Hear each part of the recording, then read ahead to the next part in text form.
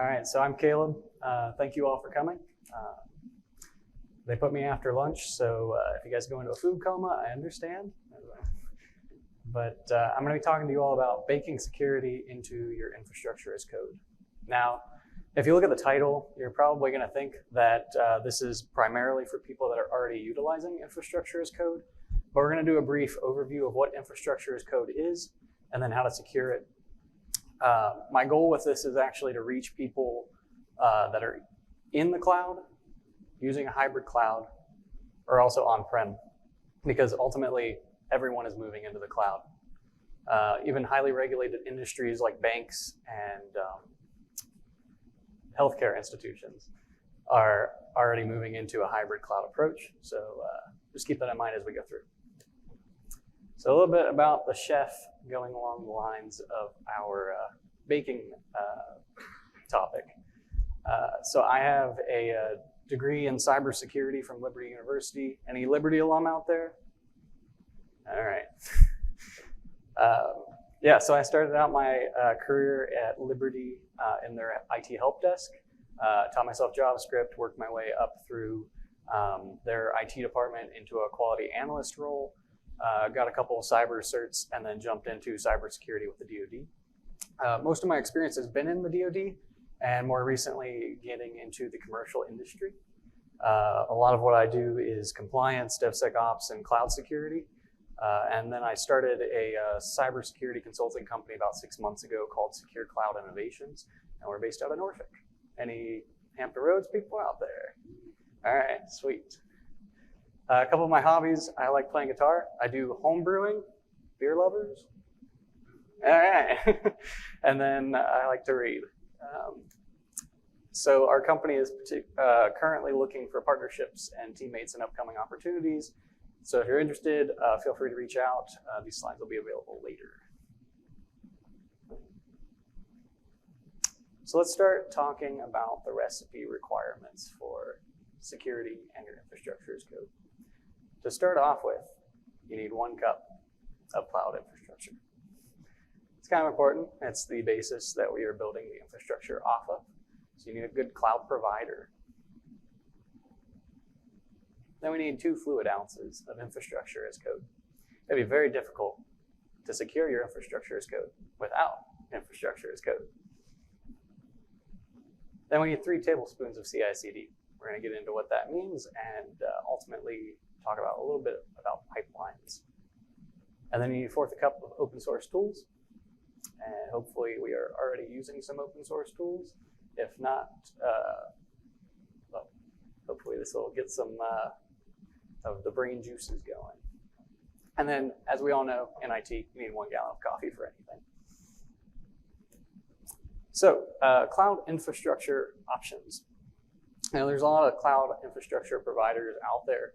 AWS leading the market with 33% of all applications being run there, followed by Azure and then GCP. You know, you have Heroku, Alibaba, IBM, and Oracle there as well. A lot of those are more niche cloud providers, and I think I'd be remiss if I jumped over this and didn't talk about briefly what differentiates some of these cloud providers. So AWS in particular, definitely, well, AWS and Azure in 99% of cases are completely comparable. You know, you're not going to see much of a difference, right? However, if you're looking for just a straight infrastructure as a service platform, AWS is the one you want to go for. That has to do with dealing with runtime, middleware, and operating systems on top of building your applications and managing the data. Whereas Azure would be better for just platform as a service when you're building applications or managing data, or if you already have a Windows environment and you want to integrate that into the cloud. So if you're running an Active Directory, you know, you have your domain controllers and all of that, Azure makes it really easy for you to move that up into the cloud. GCP has better prices than the other 2. However, it does not have as much global reach, so you're give and take.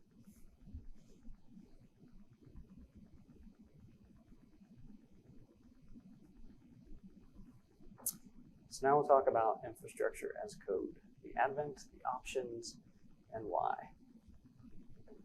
Sticking with our analogy of baking, I figured I'd talk about the electric standing mixer, which I'm sure none of us really use that often unless you actually bake. I, for one, have to admit that although I chose this as the analogy, I don't tend to bake very often. So if I make a social faux pas when talking about this, please bear with me. But I did take the time to try to make a pie prior to doing this. And in mixing, I decided to do the manual labor version of mixing, is where you grab your bowl and you grab your wooden spoon and you just, churn. And being in IT and working in front of a computer all day, I was worn out after about 5 seconds of churning. But with electric standing mixers, it actually was able to solve 2 problems when Herbert Johnson created this in 1908. One, it increased the speed that the ingredients could be mixed, right? It also allowed people that were using that to multitask, right? So you leave it there, it's mixing itself, and you can go and pour, milk into a bowl or chop up tomatoes or whatever it is you do while you're baking. But this kind of comes down to the same principles as to why infrastructure as code was created. And so the first infrastructure as code tool was the CF engine. And that was created in 1993 by a man named Mark Burgess. He made the first automated configuration tool for infrastructure. And the story with Mark is pretty cool. He was actually a physics professor studying to get his PhD, and being one of the newbie professors, all the other professors gave him the servers and computers that the physics department had to manage and manage the configurations of. And after doing that for a little bit, he got pretty tired. And I heard yesterday that the phrase "IT people are lazy," and I was going to say something about that in my PowerPoint, but. But I truly, I don't think we're lazy. We just understand that there could be a better way of doing things, right? We're more innovative, more creative, and ultimately, we have the power to make those changes right here, right in front of us. We have all the tools that we need right there. And so, in a similar way, Mark decided that he didn't want to go and make the same configuration change on every computer over and over and over again, and instead wanted to be able to have all of it coagulated into one tool, one unified management service for the servers and desktops. Now, cool story. The CF engine is actually on its 3rd version now. So it's expanded and is able to handle consumer and industrial devices, embedded network devices, mobile, smartphones, and tablet computers. Kind of neat.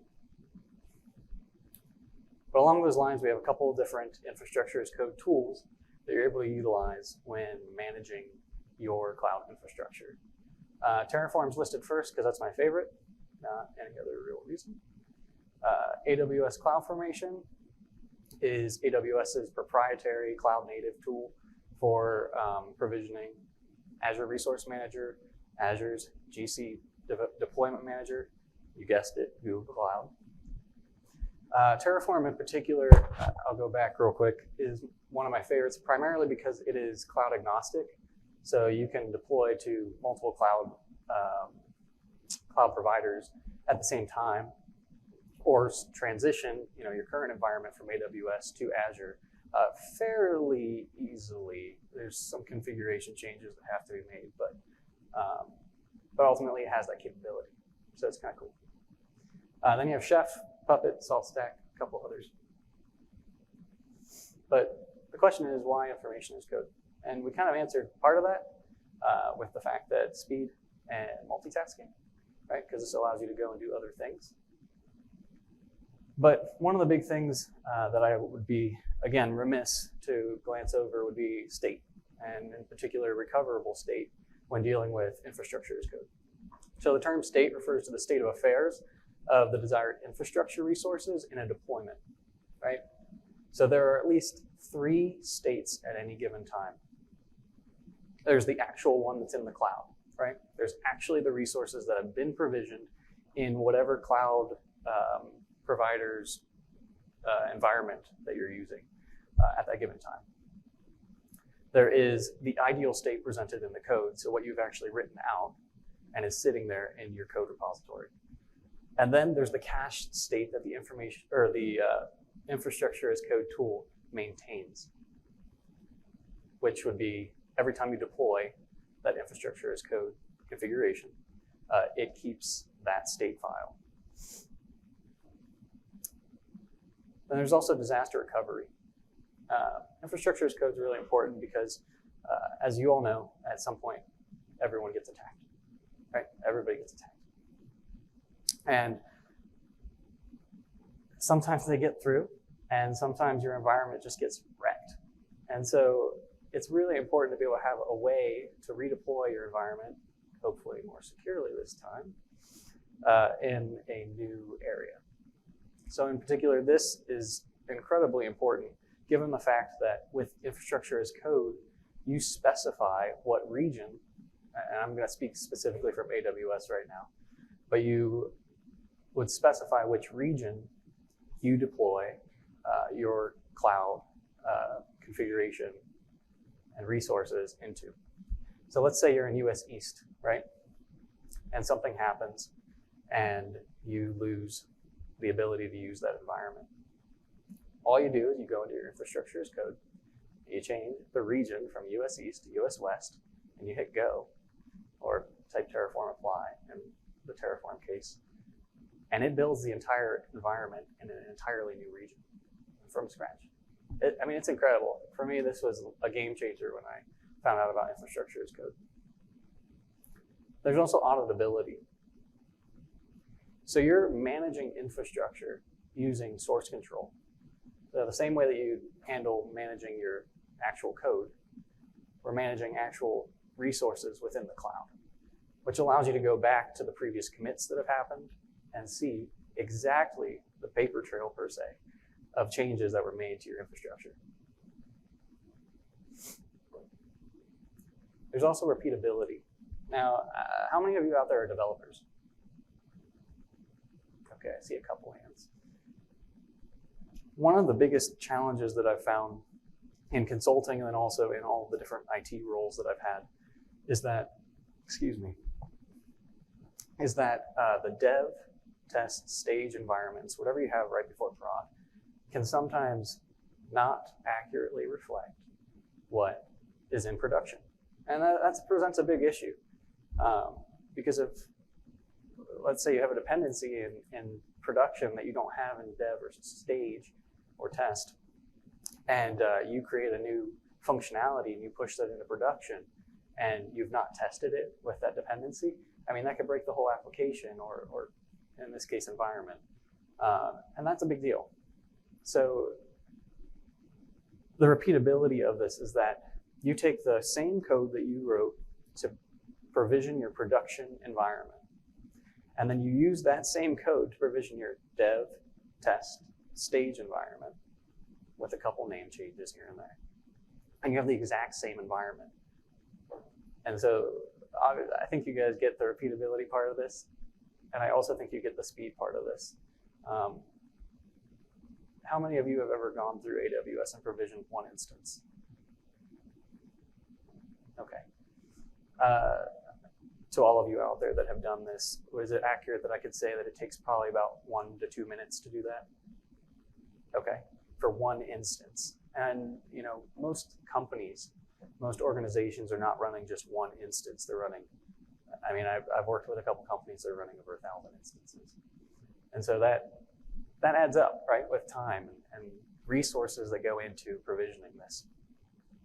So what this does is it allows you to speed up the process because the tool itself can actually provision way faster than any human could go through and click next, next, next, done, as my other colleague yesterday spoke about infrastructure as code. That was the phrasing he used.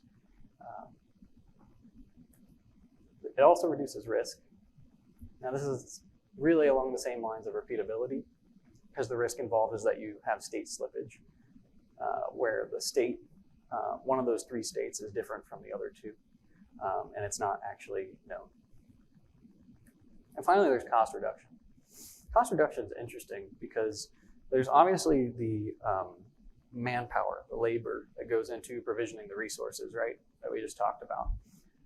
And that can be expensive for companies and for people. But the really interesting thing is that if you get into environments that don't require high availability, infrastructure as code allows you to spin up or spin down resources anytime you need them, but specifically emphasizing that you can spin down resources when you don't need them.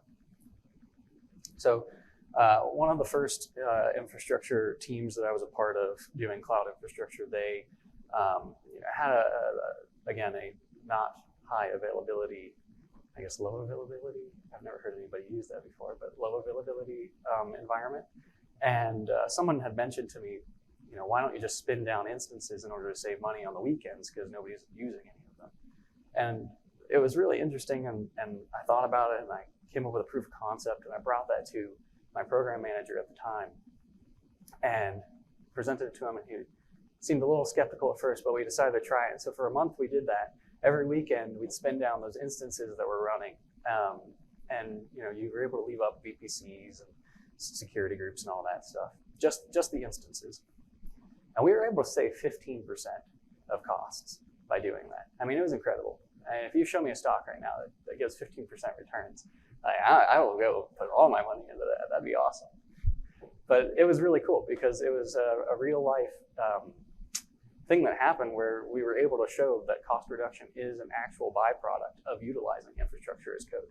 Now, that's not applicable across the board, right? Like I'm sure a lot of you work in high availability environments, but there are ways to utilize it to bring about cost reduction. And hopefully this gets kind of the ball rolling for you guys, similar to that person that spoke with me and mentioned the option to spin down instances on the weekend. But what's missing? So we just went through all those things of why infrastructure is code, but what is missing? What's missing is verification and validation of security. So how do we verify and validate that the infrastructure is actually secure? You can't just say it's secure. You have to have some kind of third party verify that you are secure. To those of you out there that work on application development teams or even infrastructure development teams, if one of your app admins or systems admins came to you and told you that they had fixed a vulnerability that you told them about, are you just going to take them for their word and believe them and move on and never look at that again? No, no, that's silly because we know that people make mistakes. I mean, I don't know about you guys. I make mistakes, but people make mistakes. So you have to verify that. So pop quiz, just to make sure you guys are paying attention. Did I mention security on the last page? No, and it's interesting because there's some articles online that if you go and read them, they say infrastructure as code is inherently secure. That from the get-go, as soon as you're using infrastructure as code, you're secure. Woo! That's not true, right? Even if you code in security into your infrastructure, so you're building in, again, I'll go back to AWS, you're building in CloudWatch, CloudTrail, alarms into your infrastructure code. That's great. Your infrastructure, when it is provisioned, is secure. But how do you verify that? How do you know it's secure? How do you know what you coded was correct? That brings us to the topic of pipelines. Now, I have to preface with something. The last time I spoke to somebody about pipelines, tried to describe what they were, I thought it went really well. It was with my neighbor, and I got through talking to them about it. And the next day, I came outside, and on their lawn, I was really confused. I didn't understand what I said. Yeah, I know, I don't. But we'll talk about CICD. How many of you actually utilize CICD in pipelines right now? Hands up, in the air, please, please. Okay, good. So CICD, continuous integration, continuous deployment. So what is CICD? CICD is a method to frequently deliver apps, or in this case, infrastructure, to customers by introducing automation into the stages of app development.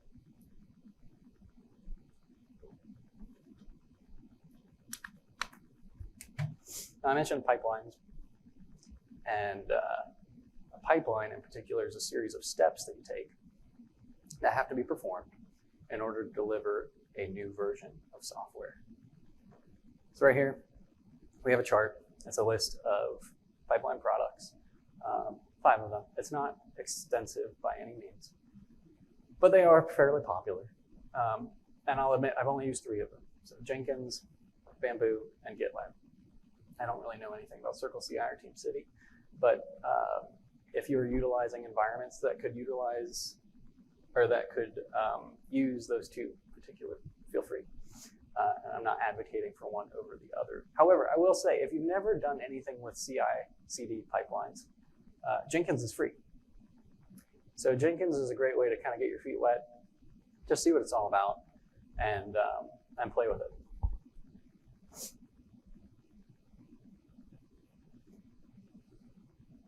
So with pipelines, you need steps or stages that are used to move the code through the quality analysis and security process of development, right? The goal is to automate as much as possible so that you get your code out fast to your customer in a more agile way. So when security is left out of the DevOps pipeline party, I can't take credit for this. This was Pete Cheslock's picture that he put together at DevOps Day, a presentation that he did previously. But it does say a lot. When security is left out, it becomes a big deal, mainly because no one's happy, right? DevOps, they put out stuff that then has to be iterated through again because security finds things, and they want to be done. You know, you want to move on to new projects when you're a developer. You want to get on to the next thing. And security just wants it to be secure. Oh, and then this has a link at the bottom as well, in case you want to go and pay respects to the man that made this. But we'll talk about open source tools because that's pretty important when it comes to infrastructure as code, and in particular, it's becoming a more commonplace practice in our industry. So to begin with, Terrascan. Terrascan is cloud agnostic and can run locally or in a CI/CD pipeline. Excuse me. And it scans for misconfigurations. And it's super, super easy to integrate. I'll show you guys an example in a second. Then you have Checkov. Checkov can be used in GCP, Azure, and AWS. And specifically scans Terraform and CloudFormation. And for those of you that love it, it's Python-based. As someone who likes Star Trek, it is hard for me not to like that one. You have TFLN, which this is an open source tool. It doesn't actually do the scanning process for security, but it does check your code for common errors and mistakes that you might make. You have Terra Firma, Cloudsploit, and HashiCorp Sentinel. Cloudsploit is interesting because that is specific for AWS, and so it's catered towards CloudFormation templates. It only does AWS. And then HashiCorp Sentinel is also cloud agnostic and works with all HashiCorp products. So here's that example I told you guys I was going to have.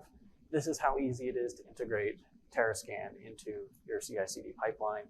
It is literally, what, 1, 2, 3, 4, 5, 6, 7, 9 lines or so that you put in there. All it requires is a stage, which in this case is called scan, a job, which in this case is called Terrascan, your image, and a script. It is written in Go, by the way, if you couldn't infer. And then This is not exactly a Terrascan example. It is actually a GitLab CICD Pipeline example, but I put it up here so that you can see at least what the goal would be, which is the 3 check marks, right? Those are stages that you go through as performing jobs. So we got about 4 primary concerns, right, with security when dealing with infrastructure as code. We've got misconfigurations, but we've kind of knocked that one out by talking about the open source tools that you can utilize to catch those misconfigurations. We've got managing secrets, like in elementary school, and hey, I like so-and-so,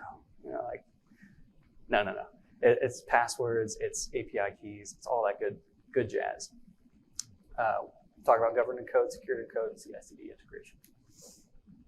When managing secrets, I'd like to use the acronym BRUCE. Start by building gates into the pipeline.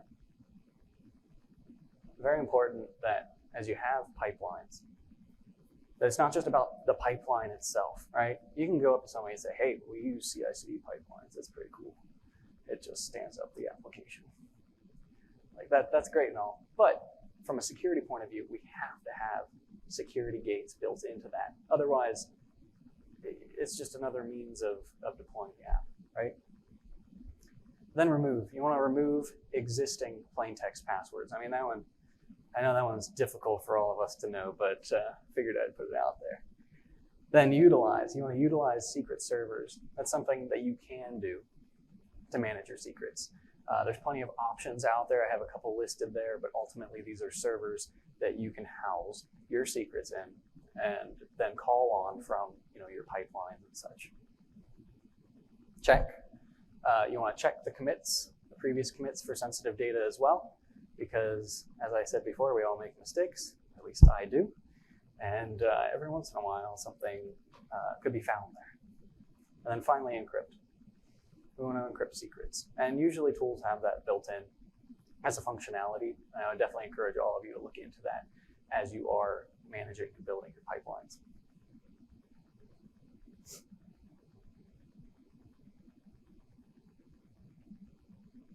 Now we get to governed in code, secured in code. It's kind of an interesting concept, but it's fairly simple. It's don't perform security changes through manual configurations as you're utilizing infrastructure as code. And it is really easy, and it's probably the worst thing that you can do when utilizing infrastructure as code. To tell yourself, I'm going to go make this change right now. I'm going to go fix this issue manually, and I'll come back to it later, and I'll have it reflected in the code. That'll be fine. I'll come back to it.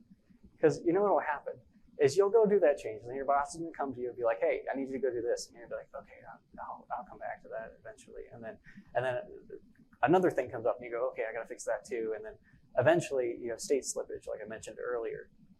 So when it's governed in code, you want to secure it into the code, right?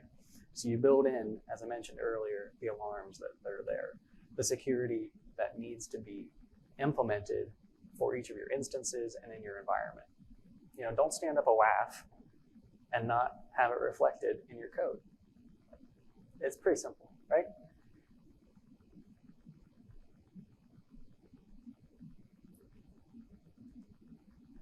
There we go. Governed in code, secured in code. Apparently that was backwards. I mentioned I make mistakes, but we got some concluding remarks. So,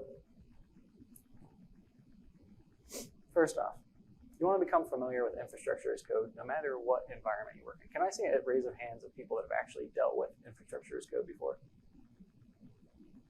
Okay. So for me personally, and I don't know what the case is for the rest of you, but I have grown the most in my life and in my career by actually testing things out on my own for fun, just to see what could happen. And you have plenty of opportunity to do that with AWS and Azure at least. Those are the two that I've played with the most. AWS gives you a free tier account for 1 year after signing up. Azure gives you, I think, $250 worth for a month for free to just go and stand stuff up and mess with it. I would highly encourage those of you who have not actually dealt with infrastructure as code yet to go and just play with the tools. Go and research how to create a CICD pipeline using Jenkins. If it's free and it's there, and that's what we're moving towards as IT, then just from me to you, I would suggest it. Don't assume anything is secure, but specifically, don't assume that your infrastructure as code is secure. Zero trust. And then utilize CICD pipelines for securing your code. Right? There's a lot of ways that you can secure your code. You can do static analysis, manual static analysis if you really want to, but we're trying to cut down on time, like with doing this stuff, right? We're moving onto and working on other things. So the goal is to utilize automation as much as possible. And then remember Bruce. Build, remove, utilize, check, and encrypt. And so you stick your cookies in the oven and you get a cake. And that's all I got. Anybody have any questions? Thanks.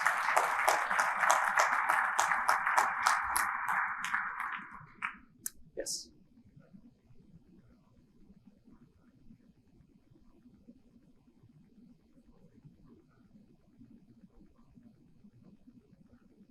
So artifact scanning. Generally, can you be a little bit more specific about that?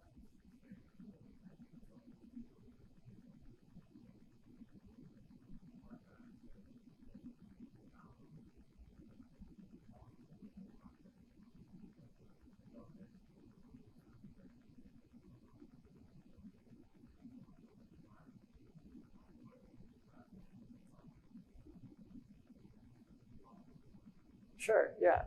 So the question is, when artifacts are created, how can we secure those artifacts as well, utilizing tools? I think that the best way to answer that question is, one, I think it depends on what the artifact is. Frankly, I don't necessarily think in a lot of this that there's a one-size-fits-all. But two, static code analysis is really important. And with artifact creation in particular, I mean, you can build, I'll do some research and I'll get back to you on that. That'd be good. Any other questions?